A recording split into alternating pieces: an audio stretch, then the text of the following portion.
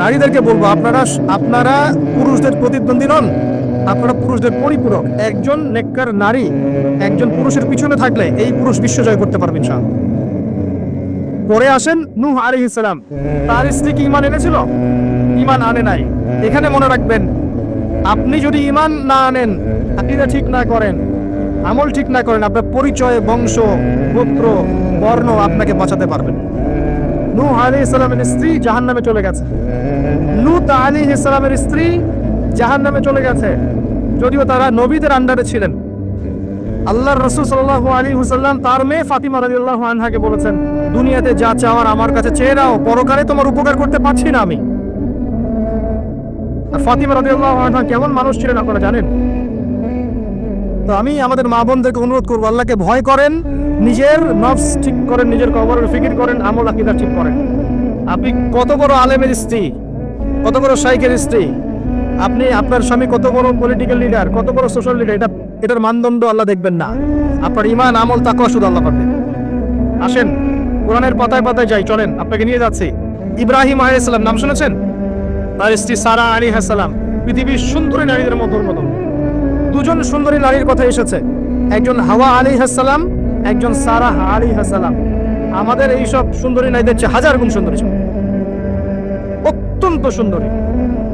খেয়াল করে দেখবেন, এই যে ইব্রাহিম আলাইহিস সালামের বংশধর যারা, তাদের চেহারা এবং সুরত কিন্তু অত্যন্ত সুন্দর। আমাদের নবী মুহাম্মদ সাল্লাল্লাহু আলাইহি ওয়াসাল্লাম প্রচন্ড সুন্দর ছিলেন না? তার আদি পিতাকে ইসমাইল আলাইহিস সালাম না? ইসমাইল আলাইহিস সালাম ইব্রাহিম আলাইহিস সালামের সন্তান নয়? ওই দেখেন ব্লাড চলে আসছে। ইউসুফ আলাইহিস সালাম তার বাবাকে, ইয়াকুব আলাইহিস সালাম তার বাবা, ইসহাক আলাইহিস সালাম তার বাবা, ইব্রাহিম আলাইহিস সালাম, ওই যে একই লেগেসি। দেখেন তারা প্রচন্ড সুন্দর ছিলেন। এমনকি নবী সাল্লাল্লাহু আলাইহি ওয়াসাল্লাম মিরাজের রাতে গিয়ে যখন ইব্রাহিম আলাইহিস সালামের সাথে সাক্ষাৎ করেছেন, তিনি পরে বলেছেন যে আমার শকল, সুরত আর ইব্রাহিম আলাইহিস সালামের চেহারার মধ্যে অনেক মিল আছে, সাদৃশ্য আছে, একই রকম। আমরা কিন্তু দরুদের মধ্যেও মুহাম্মদ সাল্লাল্লাহু আলাইহি ওয়াসাল্লামের নামের পাশে ইব্রাহিম আলাইহিস সালামের নাম বলছি। তাদের উভয়ের জীবনে প্রচন্ড মিল ছিল, একই রকম ছিল। পয়েন্টে আসেন, সারা আলাইহিস সালাম অত্যন্ত সুন্দরী ছিলেন। তিনি একাই তার স্বামীর সাথে বের হয়ে চলে গেলেন কোথায়? ওই যে প্যালেস্টাইন, যেটা এখন দখল করে রেখেছে এই জিউসরা। তার সাথে কেউ নাই, ইব্রাহিম আলাইহিস সালামের সাথে পরিবার নাই, সমাজ নাই, কেউ নাই। তার স্ত্রী আছে।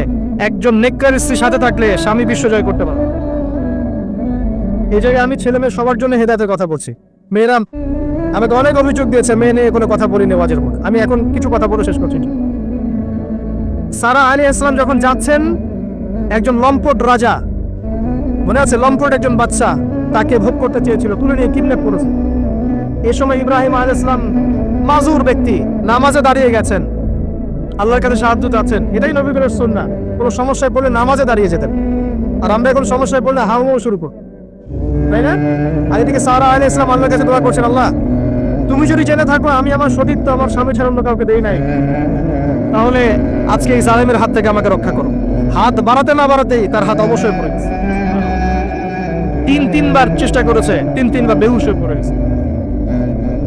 এই সারা আলাইহিস সালামের মতো সতীত্ব রক্ষাকারী জেনারেশন কি এখন আছে? এখন তো নিজের সতীত্ব বিলিয়ে দিতে পারলে বাঁচে। এমনকি কেউ যদি নাও নেয় সতীত্ব, দেখা যায় যে নগ্ন ছবি তুলে ইমো, ফেসবুক, হোয়াটসঅ্যাপে আপলোড দিয়ে শেষ করে দিচ্ছে। তাই করছে না? ভিডিও কলে প্রেম হচ্ছে, আপনার এই যে গার্লফ্রেন্ড বয়ফ্রেন্ডের সাথে কফি খাচ্ছে, বিছানায় যাচ্ছে, ডেটিং করছে। বিয়ের আগে সব শেষ। বিয়ের পরে যখন এরা কোনো ঘরে যাবে, ওই ঘরে কি সুখ আসবে, শান্তি আসবে? মা বোনদেরকে বলবো, আর আমাদেরকে খেয়াল রাখতে হবে, আমরা যেন আমাদের ঘরে সারা আলাইহিস সালামের মতো মেয়ে স্ত্রী তৈরি করতে পারি। আল্লাহ পাক দেখেন সতীত্বে পাওয়ার, আল্লাহ পাক হাত অবশ করে ফেললেন। এবার ওই বাচ্চা হাদিয়া দিচ্ছে হাজরা আলাইহিস সালামকে। ঠিক আছে, হাজরা আলাইহিস সালামকে ইব্রাহিম আলাইহিস সালাম বিয়ে করলেন। কি জন্য করলেন? সন্তানের জন্য। বাই দ্য ওয়ে, এখন আবার একাধিক বিয়ে যদি কেউ করে ফেলে, তাকে সমাজে এবার বাঁকা চোখে দেখা হয়, তার মনে চরিত্র সমস্যা আছে। কিন্তু বিয়ে না করে বিয়ের আগে 10টা প্রেম করলে কোনো সমস্যা নেই, বিয়ের আগে 1000টা জেনা করলে কোনো সমস্যা নাই, পতিতালয়ে গেলে সমস্যা নাই, ফ্রি মিক্সিং গেলে সমস্যা নাই, গার্লফ্রেন্ডকে নিয়ে ঘুরতে গেলে ডেটিং করলে কোনো সমস্যা নাই। আবার বিয়ে করে ঘরে স্ত্রী থাকতেও বাইরে পরকীয়া করলে কোনো সমস্যা নেই। এগুলোকে আমরা উন্মুক্ত করছি, কিন্তু কেউ সাহস করে যদি কোনো বিধবার দায়িত্ব নেয়, কোনো তালাকপ্রাপ্তার দায়িত্ব নেয়, কোনো অসহায় দায়িত্ব নেয়, তাকে খারাপ চোখে দেখে। এই হলো আমাদের সাইকোলজি। অথচ আল্লাহ পাক এই বিধানটা দিয়েছেন কোরআন এবং সুন্নাহ। যাই হোক, তার জন্য শর্ত আছে, শর্ত পূরণ না হলে করবেন না, কখনো ফরজ নয়। কিন্তু কেউ যদি শর্ত পূরণ করে করতে পারে, তাকে ডিসকারেজ কেন করতে যাবে? সমাজ চেঞ্জ হয়ে গেছে। হাজরা আলাইহিস সালাম, এখান থেকে আমি আমাদের মা বোনদেরকে এবং আমাদেরকে একটা হেদায়েতের কথা বলতে চাই। হাজরা আলাইহিস সালামের ঈমান, আমল, তাওয়াক্কুল দেখেন। তার গর্ভে আল্লাহ পাক সন্তান দিলেন ইসমাঈল আলাইহিস সালাম। এবার আল্লাহ পাক বলছেন রেখে আসো। কোথায়? ওই মক্কায়, জনমানব শূন্য জায়গায় রেখে আসলেন। সাথে আছে সামান্য পানি, কিছু খেজুর রেখে আসছেন, এবং ইব্রাহিম আলাইহিস সালাম পিছনে হেঁটে চলে যাচ্ছেন। হাজরা আলাইহিস সালাম বলছেন আইনা তাযহাবু ইয়া ইব্রাহিম, আপনি কোথায় যাচ্ছেন হে ইব্রাহিম? আপনি আমাদেরকে জনমানব শূন্য জায়গায় ফেলে কোথায় চলে যাচ্ছেন? ইব্রাহিম আলাইহিস সালাম কিচ্ছু বলছেন না। বুকের মধ্যে পাথর, স্ত্রী সন্তানকে জনমানব শূন্য জায়গায় রেখে গেলে কি ভালো লাগবে? কেন? বুকের মধ্যে পাথর, চুপ করে আছেন। এক পর্যায়ে হাজরা আলাইহিস সালাম বলছেন আপনি কি আল্লাহর আদেশে এই কাজটা করছেন? তখন তিনি বলছেন হ্যাঁ, না, এতটুকু বলেছেন, আমি আল্লাহর আদেশে করছি। এবার এই দেখেন, হাজরা আলাইহিস সালাম বলছেন যদি আল্লাহর আদেশে আপনি করে থাকেন, তাহলে আল্লাহ কোনোদিনও আমাদেরকে ধ্বংস করবেন না। তাওয়াক্কুল। আমি আপনাকে বুঝাই, এখানে কোনো মানুষ নাই, কোনো খাবার নাই, কোনো পানিও নাই, তারপরেও তিনি বলছেন আল্লাহ ধ্বংস করবেন না। আপনি কি বুঝতে পারছেন কি অবস্থা? এবার খাবার পানি শেষ হয়ে গেল, সাই করছেন সাফা টু মারওয়া, মারওয়া টু সাফা, শুধু এক ফোঁটা পানির জন্য। কাকে খাওয়াবেন? বাচ্চাকে। এই দৌড়টা আল্লাহ পাকের কাছে এত পছন্দ হয়েছে, কিয়ামত পর্যন্ত হজের মধ্যে আল্লাহ পাক রেখে দিয়েছেন এটা। আপনি সাই করছেন, এটা কার সুন্নাহ? হাজরা আলাইহিস সালামের। হজের ম্যাক্সিমাম কাজগুলি তাদের পরিবারে কেন্দ্রিক। জামরায় পাথর নিক্ষেপ করা, যে তাওয়াফ করছেন, মাকাম ইব্রাহিমে দাঁড়িয়ে নামাজ পড়ছেন, সব কিন্তু এই বংশের সাথে জড়িত। এই ইসমাঈল আলাইহিস সালাম, এই হাজরা আলাইহিস সালামের গর্ভ থেকে এসেছেন। যেমন মা তেমন সন্তান। ইসমাঈল আলাইহিস সালামকে তার বাবা মানুষ করেননি, তাকে মানুষ করেছেন তার মা। বাবা কিন্তু অনেক দূরে, প্যালেস্টাইনে, মাঝে মাঝে আসেন, মাঝে মাঝে যান। কথা বুঝতে পারছেন? এরকম মায়ের গর্ভ থেকেই এমন সন্তান পাওয়া সম্ভব, যেই সন্তানকে তার বাবা বলছেন যে ইয়া বুনাই ইন্নী আরা ফিল মানামি আন্নী আযবাহুক, হে আমার সন্তান, আমি স্বপ্নে দেখেছি আমি তোমাকে জবাই করছি, ফানজুর মাযা তারা, তোমার রায় কি আমাকে বলো। এই বাচ্চা তখন বলছে, বাচ্চার বয়স 10, 12, 15, 16 এতটুকু হবে। সে বলছে ইয়া আবাতি, হে আমার বাবা, ইফআল মা তু'মার, আপনাকে যা আদেশ করা হয়েছে তাই করেন। সাতাজিদুনি ইনশাআল্লাহ মিনাস সাবিরিন, ইনশাআল্লাহ আপনি আমাকে ধৈর্যশীল পাবেন। যেমন মা তেমন সন্তান। মা বলেছে আল্লাহ আমাকে দেখবে, ওই দেখেন সন্তান জবাই করে দেন, আল্লাহ আমাকে ধৈর্যশীল পাবেন। এরকম স্ত্রী ঘরে ঘরে না থাকলে আমরা কি ইসমাইলের মতো সন্তান পাবো? যে স্ত্রীগুলোকে আপনি বিয়ে করছেন, তারা কি আসলে এমন? বিয়ের সময় দেখেছেন আপনি শ্বশুরের সম্পত্তি, মেয়ের সৌন্দর্য, বা পালিয়ে করেছেন, অ্যাফেয়ার করে করেছেন, এখন বিয়ের পরে হাওমাও করছেন। বিয়ের আগে তো দিনদারিতা দেখেন নাই। আল্লাহ নবী কখনো বলেননি 4টা গুণ দেখে বিয়ে করো, হাদিসের শব্দ এমন নয়। ওলামায়ে কেরামকে জিজ্ঞাসা করেন, 4টা গুণ দেখে বিয়ে করো নয় শব্দটা, 4টা গুণ দেখে সাধারণত বিয়ে করা হয়। 4টা গুণ দেখে সাধারণত বিয়ে করা হয়।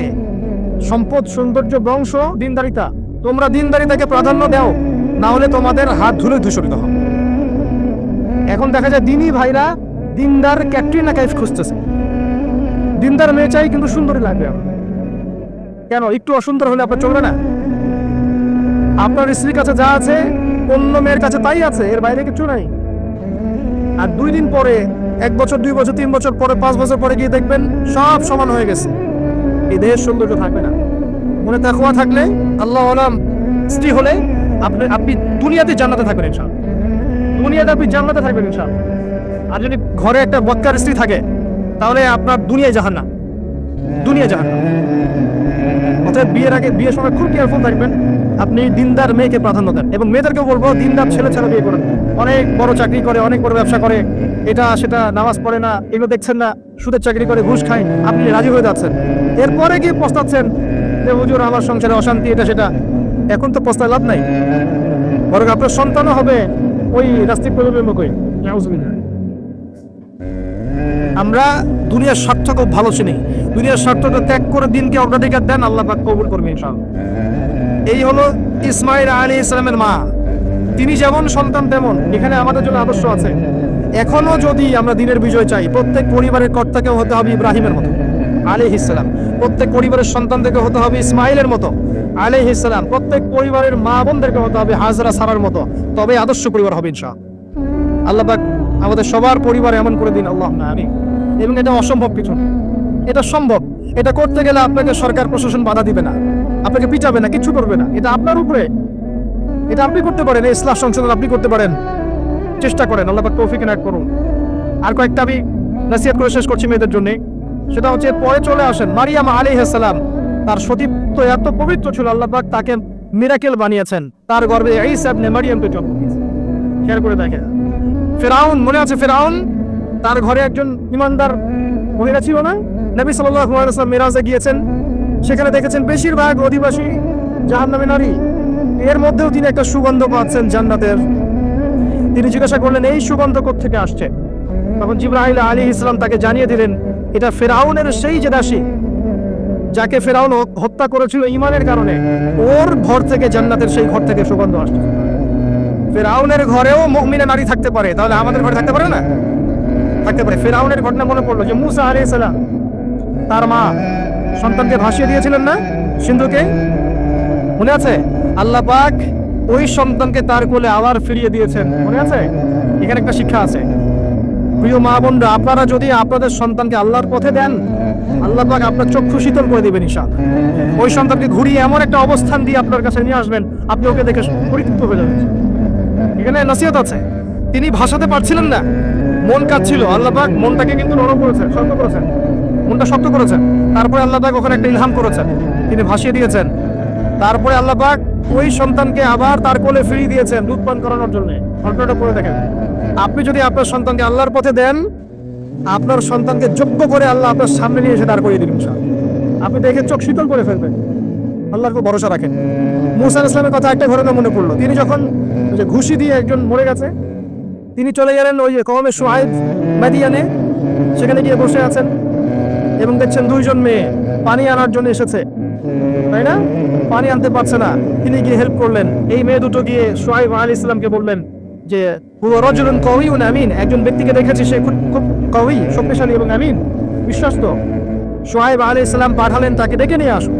এবার এই যে মেয়েটা হেঁটে হেঁটে আসছে, এদিকে মুসা আলাইহিস সালাম গাছের আড়ালে বসে দোয়া করছেন, রব্বি ইন্নী লিমা আনজালতা ইলাইয়া মিন খায়রিন ফাকির। এই মেয়ে হেঁটে হেঁটে এসে মুসা আলাইহিস সালামকে বলছেন আমার বাবা আপনাকে ডাকছেন। এই মেয়েটার হেঁটে হেঁটে আসাটাকে আল্লাহ পাক সূরার মধ্যে বলেছেন যে এই মেয়েটা লাজুক পায়ে হেঁটে হেঁটে এসেছে। কিভাবে? লাজুক ভঙ্গিতে সে হেঁটে হেঁটে এসে বলেছে আমার বাবা আপনাকে ডাকছেন।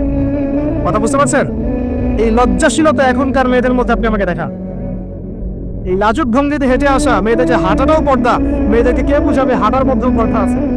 কে বুঝাবে যে গলার ভয়েসে পর্দা আছে, চোখের চাহনিতে পর্দা আছে? একটা মেয়ে সবকিছু ঢেকেছে, মনে করেন চোখটা ঢাকে নাই, এই চোখ দুটো দেখেই একটা ছেলে তার প্রেমে করতে পারে। একটা ছেলে হিসেবে বলছি, এটা সম্ভব। একটা হাতের কবজি দেখে আপনি একটা মেয়ের প্রেমে পড়তে পারেন, ভালো লাগতে পারে, সম্ভব। মেয়েদেরকে আল্লাহ পাক এত সুন্দর করে সৃষ্টি করেছে। আল্লাহ পাকের সবচেয়ে শ্রেষ্ঠ সৃষ্টি হচ্ছে মেয়েরা। মানুষ তো অবশ্যই, তারপরে মেয়ে মানুষ। এই নারী আপনার হয় জান্নাতের মাধ্যম হবে, অথবা আপনার জীবনের সবচেয়ে বড় ফিতনা হবে। কারণ নবী সাল্লাল্লাহু আলাইহি ওয়াসাল্লাম বলেছেন আমি পুরুষদের জন্য মহিলাদের চেয়ে বড় কোনো ফিতনা রেখে যাচ্ছি না। প্রচন্ড বড় ফিতনা হতে পারে, সাবধান। এখানে দেখেন মেয়ের হাঁটার বর্ণনা আল্লাহ পাক দিয়েছেন। এখনকার জেনারেশনে মেয়েদেরকে আপনি হাঁটা শেখান, রাস্তাঘাটে, শপিং মলসে, সব জায়গায় দেখবেন গেঞ্জি আর জিন্স আর টি শার্ট পরে, ফর্মাল পোশাক পরে, স্যুট বুট পরে ঘুরছে। মাঝে মাঝে পোশাকের এখানে ওখানে ফাড়া ছেঁড়া, এটাই নাকি স্টাইল। এমন পোশাক করছে যেটা পরেও দেহের অঙ্গ প্রত্যঙ্গ বোঝা যাচ্ছে, এমন পোশাক পরছে যেটা বাইরে থেকে ভিতরের অঙ্গ দেখা যাচ্ছে। অমুসলিমদের পোশাক পরছে, ছেলেদের পোশাক পরছে, এগুলো সবই আখিরুজ জামানের সাইন। আখিরুজ জামানে এরকম মেয়েদের সংখ্যা বাড়বে। ইসাউন কাসিয়াতুন আলিয়া, এরা কাপড় পরেও নগ্ন থাকবে। মুইলাতুন মামিলাত, এরা মানুষকে আকৃষ্ট করবে, নিজেরাও আকৃষ্ট হবে। এরা জান্নাতের গন্ধ পাবে না, যদিও জান্নাতের গন্ধ যোজন যোজন দূর থেকে পাও। আখিরুজ জামানের সাইন আপনি দেখবেন, মেয়েরা ছেলেদের পোশাক পরে ঘুরছে। এখন এই শুআইব আলাইহিস সালামের মেয়ের মতো এদেরকে কে লজ্জা শেখাবে? নাই লজ্জা শরমে বালাই। স্যার ক্লাস দিচ্ছে, সে গোল হয়ে বসে আছে, কোচিং করছে।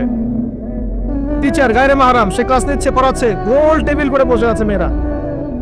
দেখবেন কারো গায়ে হিজাব নাই, সালোয়ার কামিজ পরে ক্লাস করছে এবং দেহের অঙ্গ প্রত্যঙ্গ বোঝা যাচ্ছে। এবং কোনো সময় দেখবেন টিচারও সুযোগ নিচ্ছে, গায়ে হাত দিচ্ছে, বলছে ও তো আমার মেয়ের মতো। হ্যাঁ, আমরা তো ইউনিভার্সিটিতে পড়েছি। এরপরে খেয়াল করে দেখবেন টিচারের সাথে ছাত্রীর প্রেম হয়ে গেছে। কত মেয়ে যে রেপের শিকার হচ্ছে, মুখ ফুটে বলে না। যে কটা খবর আসে পেপার পত্রিকা, এগুলো খুব নগণ্য খবর, বাস্তবতা আরো অনেক কঠিন, পরিসংখ্যান অনেক বেশি, অনেক বেশি। মেয়েরা তো আর মুখ ফুটে বলবে না আমার সাথে এরকম অন্যায় করা হয়েছে। কিছু কিছু মেয়ে যখন বলে তখন আপনি খবর পান। অনেক মেয়ে প্রাইমারি স্কুল থেকেও, তারা প্রাইমারি লেভেল থেকে একদম বয়স যখন 10-15 এখান থেকে শুরু করে কলেজ পর্যন্ত ধর্ষণের শিকার হয়েছে, রেপের শিকার হয়েছে। গার্লফ্রেন্ড বয়ফ্রেন্ডের দ্বারা বা টিচারের দ্বারা, কোনো ক্ষেত্রে চলতে ফিরতে গুন্ডা মাস্তানের দ্বারা হচ্ছে। ফ্রি মিক্সিং কারণে ছেলে আর মেয়েকে আপনি একসাথে জড়িয়ে দিয়েছেন, এগুলো চলবে এখন।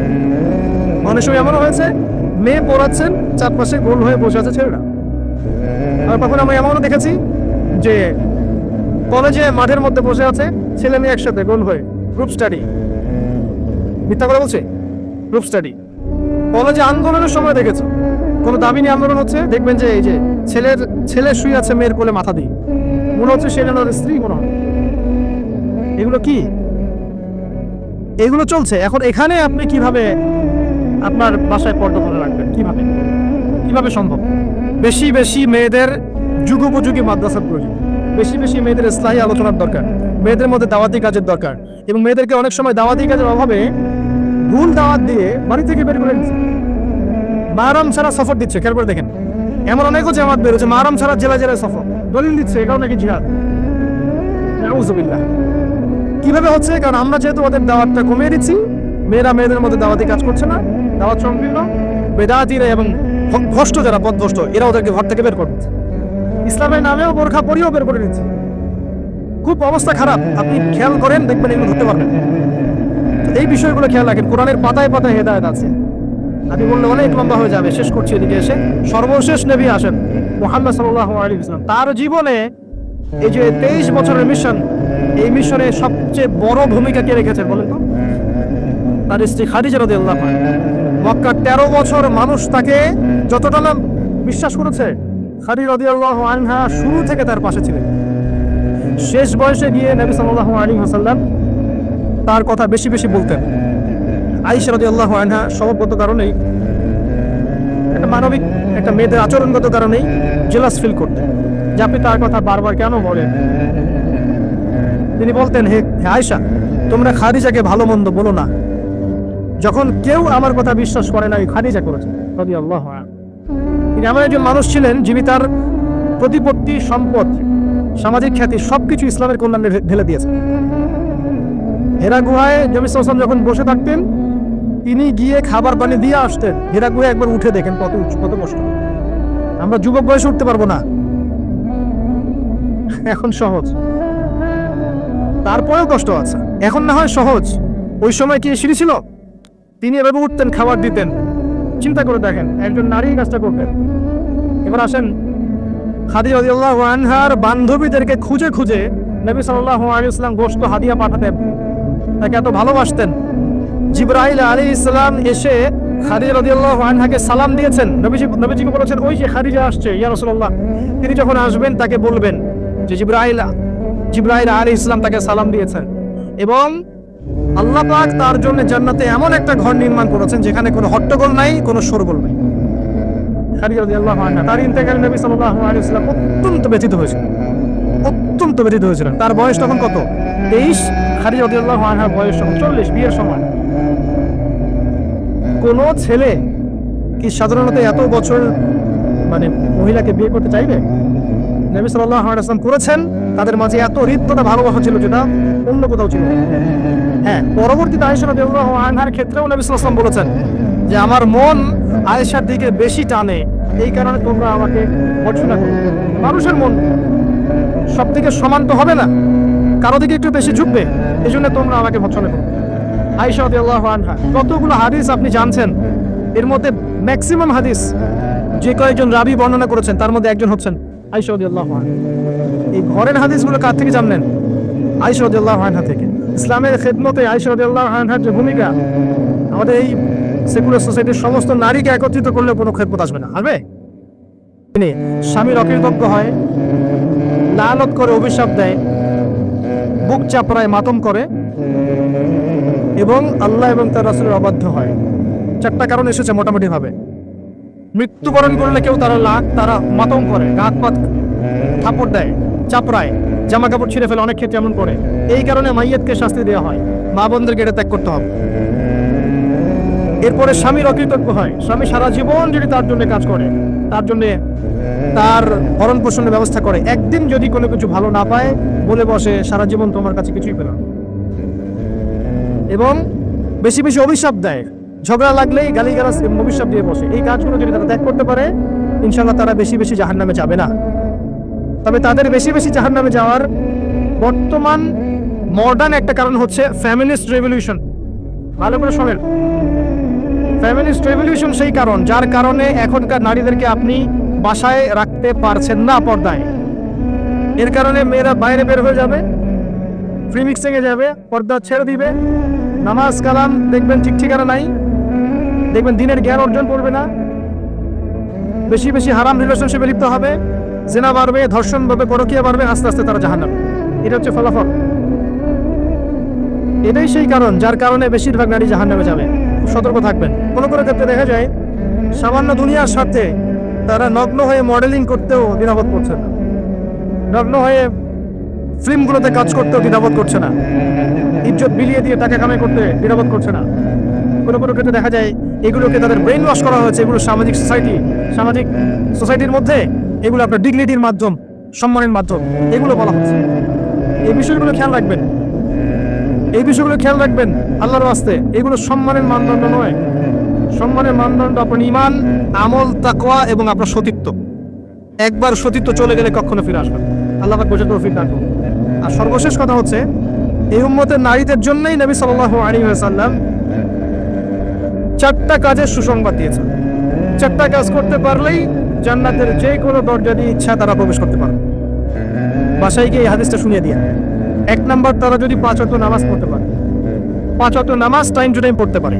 2 নাম্বার, তারা যদি রমজান মাসে সওম রাখতে পারে।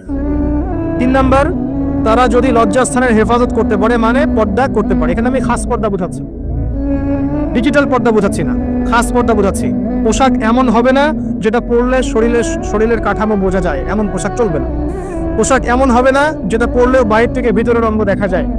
পোশাক এমন হবে না যেটা অমুসলিমদের সাথে সাদৃশ্য আছে। আর পোশাক এমন হবে না যেটা পুরুষদের পোশাক। তারা যদি তাদের লজ্জাস্থানকে হেফাজত করতে পারে। আর 4 নাম্বার, যদি স্বামীর আনুগত্য করতে পারে। এই 4টা কাজ যে নারী করতে পারবেন, ইনশাআল্লাহ জান্নাতের যে কোনো দরজা দিয়ে ইচ্ছা প্রবেশ করতে পারবেন ইনশাআল্লাহ তাআলা। আমরা পারিবারিক ক্ষেত্রে স্বামীদেরকে অনুরোধ করব, আমাদের অনেক দোষ আছে, স্বামী ভাই পিতাদেরকে অনুরোধ করব যে মেয়েদেরকে ছোটবেলা থেকে পড়াশোনা শেখান। কন্যা সন্তান হলে মুখটা কালো করার দরকার নাই। তারা আমাদের বোঝা নয়, বরং তারাই দেখবেন ওমর, খালিদ, উসমান, আলীর মতো সন্তান জন্ম দেবে ইনশাআল্লাহ। তাদের গর্ভ থেকেই সন্তান জন্ম হবে ইনশাআল্লাহ। সন্তান মেয়ে বলে মুখটা কালো করার প্রয়োজন নেই। আমরা ওদেরকে দিন শিক্ষা দিব, উপযুক্ত পরিবেশ দিব, নিরাপত্তা দিব, নিরাপদ পরিবেশে দিন শেখার ব্যবস্থা করব। এটা আমাদের উপর দায়িত্ব। তাদেরকে সম্পত্তির অধিকার দিতে হবে, এটা আমাদের উপর দায়িত্ব। জুলুম করা যাবে না, তাদের উপর জুলুম করা যাবে না। তাদের ব্যাপারটা, ফিতরতটা হচ্ছে তারা একটু বক্র হবে। তাদের ফিতরত, তাদের চরিত্র স্বভাব হচ্ছে তারা একটু বক্র হবে। এটাকে মেনে নিয়েই চলতে হবে। ফিতরত এটা ওদের, তারা বক্র হবে। আপনাকে আমাকে মেনে নিয়েই চলতে হবে। আল্লাহ পাক তৌফিক দান। এটা এই জায়গায় শয়তান এসে সুযোগ খুঁজবে, এই জায়গায় শয়তান এসে সুযোগ খুঁজবে, এখানেই সবরের পরিচয় দিতে হবে। আল্লাহ পাক তৌফিক দান। তাদের দিন শিক্ষা নিশ্চিত করার পর আমলের এখতিয়ার দিতে হবে। সারাদিন ওদেরকে দুনিয়ার কাজে ব্যস্ত করে রাখবেন না। আমরা ওদের উপর যত কাজের চাপ দিয়ে রাখি, এই কাজগুলো করার পর আমল করার ওদের ফুরসত থাকে না। কাজের চাপ কমিয়ে দেন। এতগুলো তরকারি কেন রান্না করতে হবে? 1টা 2টা করলে দেন, সময় দেন, ওদেরকে সময় দেন। প্রতি বেলায় কেন চুলায় হাঁড়ি চলাতে হবে? নবী সাল্লাল্লাহু আলাইহি ওয়াসাল্লামের তো বাড়িতে 3 মাস কখনো চুলাই জ্বলে নাই। পরপর 2 বেলা তিনি কখনো পেট ভরে খাননি। আমাদের প্রত্যেক বেলায় কেন এত রান্না করতে হবে? ওদেরকে এত ব্যস্ত রাখবেন কেন? সময় দেন, পড়াশোনা করতে দেন, তালিম করতে দেন। 1 বেলা রান্না করেন, 3 বেলা খান। ওরা এত মার্কেটে ঘুরবে কেন? আমরা কি মরে গেছি নাকি? আমরা মাসের বাজার করে দেবো। 1 মাসের বাজার আগেই করা শেষ, বাসায় থাকা। মাসের বাজার করে ফেলবে। রমজান আসছে, রমজান আসার আগেই সব শপিং শেষ। রমজান মাস আসার আগেই রমজান এবং ঈদের সব শপিং শেষ করে ফেলেন। যতটুকু সামর্থ্য আছে এটা দিয়ে করেন। রমজান মাস পুরো ইবাদতে কাটাবেন ইনশাআল্লাহ। ঘন ঘন মার্কেটে যাবেন না, বাড়ির মেয়ে মা বোনদেরকে এত মার্কেটে যেতে দিবেন না, বাসায় রেখে দিবেন। এত প্রয়োজন নাই তো আমাদের। বাসায় পরিবেশটাই মূল কথা। আমরা ওদের উপর অনেক জুলুম করে ফেলি, ওদের প্রতি ভ্রুক্ষেপ করি না। দেখবেন নিজের স্ত্রীকে ভালো লাগে না, সারাদিন বাইরে যে মুভিজ দেখতে দেখতে, পর্নোগ্রাফি দেখতে দেখতে এবং ফ্রি মিক্সিং চলতে চলতে নিজের স্ত্রীর চেহারাটা ভালো লাগে। বিয়ের আগে যে 10টা প্রেম করে আসছে, এখন স্ত্রীর চেহারা ভালো লাগবে কেমন করে? হ্যাঁ, স্ত্রীর দিকে তাকাই না ভ্রুক্ষের পর।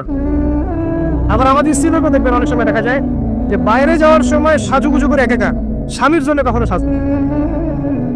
সাহাবায়ে কেরাম রাদিয়াল্লাহু আনহুম আজমাইন বাসায় ঢুকতেন, জিহাদের মাঠ থেকে ফিরতেন, দাওয়া দিয়ে ফিরতেন, আহলান সাহলান দাঁড়িয়ে থাকতেন স্ত্রীরা, আহলান সাহলান সুন্দর করে সেজে থাকতেন, পরিপাটি হয়ে থাকতেন। স্বামী আসতো, হাতে চুমু খেতেন, জড়িয়ে ধরতেন, হৃদ্যতা ভালোবাসা বাড়তো। একই প্লেটে খাবার খেতেন, বড় প্লেট ছিল, একসাথে খাবার খেতেন, মহব্বত বাড়তো। খাইয়ে দিতেন, হাতে খাইয়ে দিতেন, মহব্বত বাড়তো। কোলে শুয়ে কোরআন তেলাওয়াত করতেন, মহব্বত বাড়তো। নবী সাল্লাল্লাহু আলাইহি ওয়াসাল্লাম সেখানে কামড় দিতেন যেখানে আয়েশা রাদিয়াল্লাহু আনহা কামড় দিয়েছেন, মহব্বত বাড়তো। এরপরে সময় দিতেন পরিবারে, দিয়ে তারপরে তার অন্তরঙ্গ সম্পর্কে যেতেন। নবী সাল্লাল্লাহু আলাইহি ওয়াসাল্লাম স্ত্রীর সাথে দৌড় প্রতিযোগিতা করেছেন, চাঁদ দেখেছেন। এখানে দেখবেন আপনি যাচ্ছেন ঘরে, স্ত্রী আপনার দিকে তাকায় না, আপনিও তার দিকে তাকান। ও সাজেন আপনার জন্য, আপনিও কেয়ারও করেন না। আপনিও বসে গেলেন ফেসবুক এই যে নিয়ে, স্মার্টফোন নিয়ে মুভিজ দেখেন, ও মাশাআল্লাহ কোটটা কোথায় শুরু করবো। কেউ কারোর সাথে সম্পর্ক নাই। 1 বছর যাইতে না যাতেই বিয়ের ভালোবাসা মহব্বত সব শেষ। অথচ আল্লাহ পাক বলেছিলেন যে আরে বাইনাকুম মাওয়াদাতুন ওয়া রাহমাহ। এই হৃদ্যতা ভালোবাসা যদি জীবন্ত না করতে পারি, আমাদের পরিবারগুলোর মধ্যে কাঠামো ঠিক থাকবে। এবং এইসব পরিবেশে যে বাচ্চা কাচ্চারা বড় হবে, এরা আগামী দিনে উম্মার হাল ধরতে পারবে না। মুহাম্মদ সাল্লাল্লাহু আলাইহি ওয়াসাল্লাম মানুষকে ভালোবাসতেন, কারণ ছোটবেলা থেকে তাকে ভালোবাসার পরিবেশে বড় করা হয়েছে। উমর রাদিয়াল্লাহু আনহু খুব কঠোর ছিলেন, কারণ ছোটবেলা থেকে তাকে কঠোরতার মধ্যে মানুষ করা হয়েছে। এই বিষয়গুলো মানুষের উপর প্রভাব বিস্তার করে। আমরা আমাদের মা বোনদেরকে রিকোয়েস্ট করব, 5 ওয়াক্ত সালাত ঠিকঠাক মতো আদায় করবেন। আপনারা সুযোগ করে দিবেন, দ্বীনি শিক্ষায় শিক্ষিত হবেন, মাদ্রাসার সাথে সম্পৃক্ততা রাখেন, মহিলাদের তালিমি হালাকা করেন, তাদের মাঝে দাওয়াতি কাজ করেন, পর্দার দিকে খেয়াল রাখেন। স্বামীদেরকে অনুরোধ করব, ভাইদেরকে বলবো এবং আমি সন্তানদেরকে বলবো, মায়ের, বোনের, স্ত্রীদের দিকে খেয়াল রাখেন, তাদের দিন শিক্ষা নিশ্চিত করেন, তাদের পর্দা নিশ্চিত করেন, তাদেরকে দিন শেখান, বোঝান। আল্লাহ রাব্বুল আলামিন ইনশাআল্লাহ জান্নাতি পরিবার করে দিবেন। এই পরিবারগুলো দিয়ে যখন সমাজ গঠিত হবে, এই সমাজ দেখবেন ইনশাআল্লাহ তাআলা একটা আলোকিত সমাজে পরিণত হবে ইনশাআল্লাহ আযজা ওয়া জাল।